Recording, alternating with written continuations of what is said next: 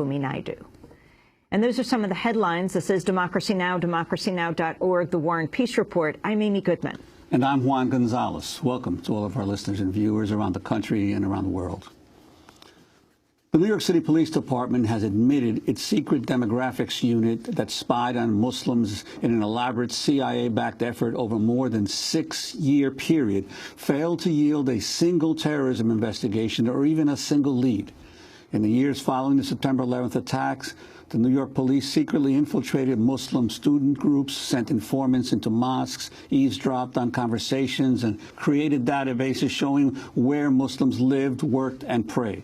Court records unsealed Monday show information collected by the NYPD's demographics unit did not spark a single investigation. Assistant Police Chief Thomas Galati said, quote, "I have never made a lead from rhetoric that came from a demographics report, and I'm here since 2006. I don't recall other ones prior to my arrival." In his unsealed testimony, Galati confirmed the police gathered information on people even when there was no evidence of wrongdoing, simply because of their ethnicity and native language. Galati said a business can be labeled a, quote, "location of concern" whenever police can expect to find groups of Middle Easterners there. This latest story was first reported by the Associated Press, which first uncovered the NYPD's demographics unit. This is an excerpt from a video that accompanied the AP's first story on the NYPD's spying. At this New Brunswick, New Jersey apartment, an alarming scene was found inside Unit 1076, terrorist literature strewn about, and a wealth of computer and surveillance equipment. But this wasn't the command center of a terrorist cell. The materials belonged to a secret team of NYPD intelligence officers, a unit operating miles outside its jurisdiction. Over the past year, the Associated Press has continued to reveal more details of the NYPD's actions. These include the targeted surveillance of Shiite mosques following increased tensions between the U.S. and Iran, the practice of spying not just in New York, but across the Northeast, financial backing from the White House for the program, and the targeting of Muslim mosques with tactics normally reserved for criminal organizations. The police departments have drawn widespread protests and even criticism from the FBI, which has said these operations damage its partnerships with Muslims and jeopardize national security. Faced with protests and calls to resign, New York Police Department Commissioner Ray Kelly defended the spying in February. We believe we're doing what we have to do pursuant to the law to protect the city that's been attacked successfully twice and had 14 plots against it in the last 2 decades. We're joined by Adam Goldman, who co-authored the Associated Press series that revealed the New York Police Department's spying and most recently how it led to no leads. He was part of the Associated Press team that won the Pulitzer Prize for investigative reporting for the series. Adam, welcome to Democracy Now! Talk about your latest piece and also the scope of the spying. Well, our latest piece we feel is important because it really brings to the forefront this idea that what the NYPD was doing, in particular with the demographics unit, was fruitless. The NYPD has said repeatedly, what they're doing is keeping the city safe. But as this deposition shows by the top NYPD officer in the intelligence unit, nothing much came from these efforts, that the demographics unit and what they've been doing since 2003. And critics of the demographics unit would say that the deposition only shows more of what the NYPD is doing, which is ethnic and religious profiling. Well, Adam, how was the deposition obtained in the first place? Can you give us some of the background on that? Well, we obtained the deposition after it was unsealed.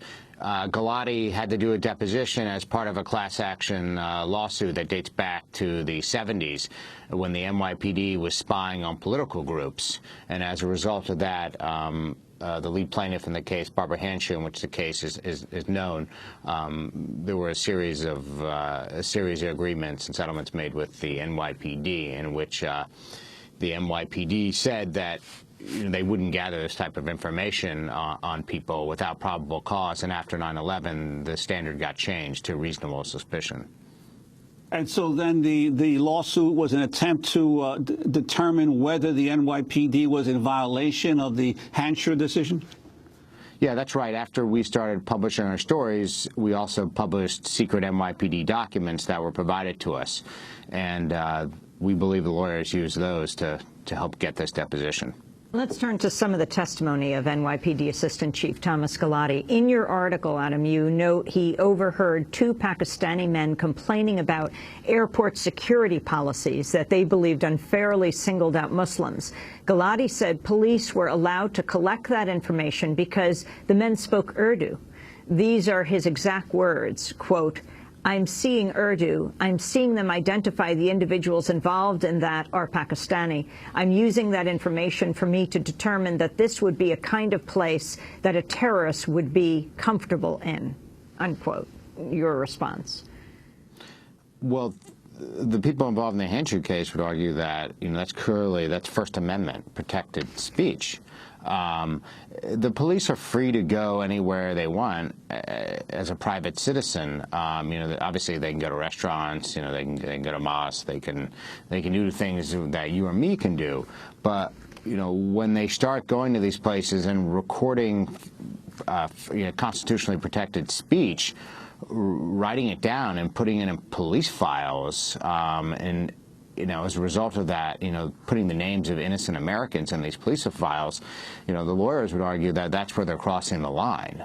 And that's where they're violating Hansher. They're actually retaining that information, which is a violation of Hansher. NYPD Assistant Chief Thomas Galati also justified eavesdropping in a conversation in a Lebanese cafe. He said analysts might be able to determine that the customers were from South Lebanon. Galati went on to explain, quote, "That may be an indicator of possibility that that is a sympathizer to Hezbollah because southern Lebanon is dominated by Hezbollah." Adam. Well, once again, critics of this program would say that's just nothing more than crude profiling. It's guilt by suspicion. So everybody from South Lebanon is possibly connected to Hezbollah. I mean, that's sort of like saying, if you're Jewish and, if you're Israeli and you live on the West Bank, are you a radical settler? Well, also, there had been previous press reports that at least one terrorist plot had been, the uncovering it had been aided by information the demographics unit found. But your reporting suggests that that's not, or indicates that that's not true. Could you explain that? Well, it's Galati himself who says it's not true. The public department has been on the defensive trying to defend these efforts and the $3 billion that they've spent on this. And Galati testified that the demographics unit never generated a lead or a terrorism case. And as part of that, we assume he's talking about the 2004 case in which there was a young man who was in a bookstore and a confidential informant from the NYPD developed a relationship with him, and eventually, it was revealed through an NYPD operation, sting, essentially, that, he wanted to bomb the Herald Square subway tunnel. But Galati says, under oath, I might add, he testified that that case, that bookstore, wasn't a result of the demographics unit. Now, the deputy commissioner Paul Brown and this guy Mitch Silber used to run used to be the top analyst at NYPD, have publicly said that, well, that's not true. That we did learn about this bookstore from the demographics unit. So, there's a disconnect there.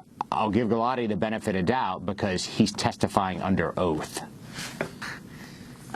Last month, an audio tape was released of the 911 emergency call that helped uncover the New York Police Department's secret spying in Muslim neighborhoods inside New Jersey.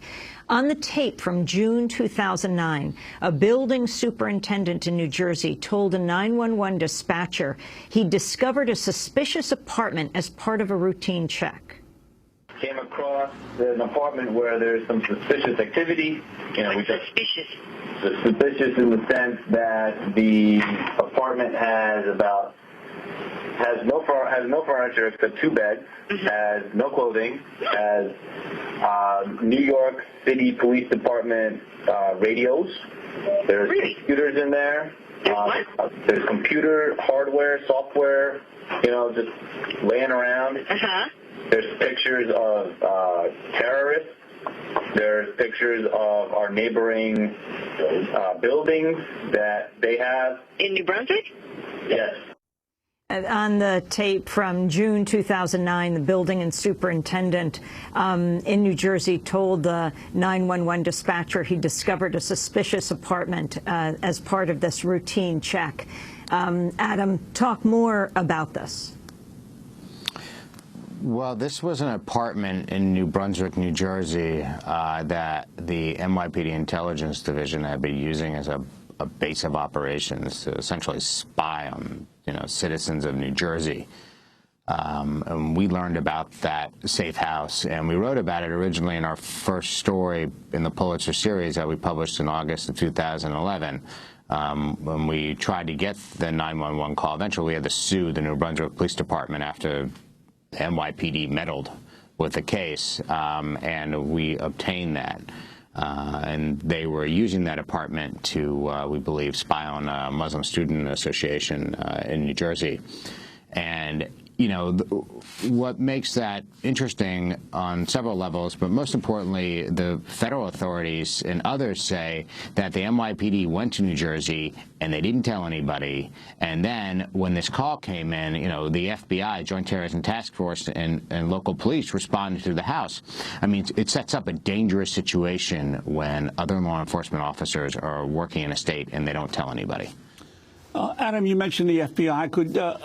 Could you retrace for our viewers and listeners this whole issue of the FBI stance on this spying by the demographics unit? It's not the first time that the FBI has raised publicly skeptical questions about activities of anti-terrorism activities of the New York Police Department. But the department, on the other hand, has engaged in a pretty aggressive public relations campaign to defend its activities. Yeah, the NYPD has really been out there defending what they've done, saying they, everything they've done has been conforms to Hanshu.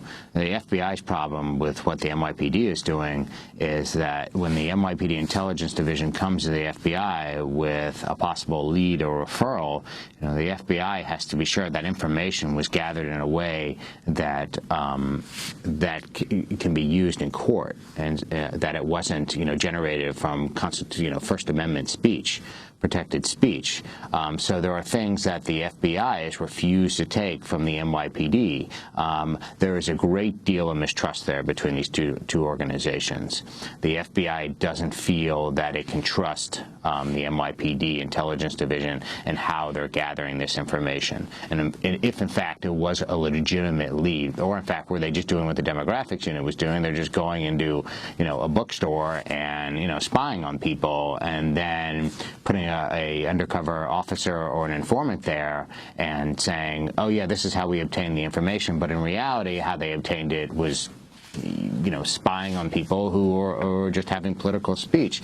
And it reached a head when we published a story about the NYPD, the demographics unit, mapping the Muslim community in Newark. The NYPD said, well, we were following a lead, but we know that's not true. We know from our sources in the NYPD that they did the same thing they did in New York. They just went to this community and they mapped it without any probable cause. The cause was they were Muslim, so thus we need to go over there and we need to take a look at it. Adam, we're going to have to leave it there because we have to go to a breaking story in the Arctic. Adam Goldman, reporter for the Associated Press, he and his colleagues won the Pulitzer Prize for investigative reporting for the series they did revealing the extensive domestic surveillance program deployed by the New York Police Department in the wake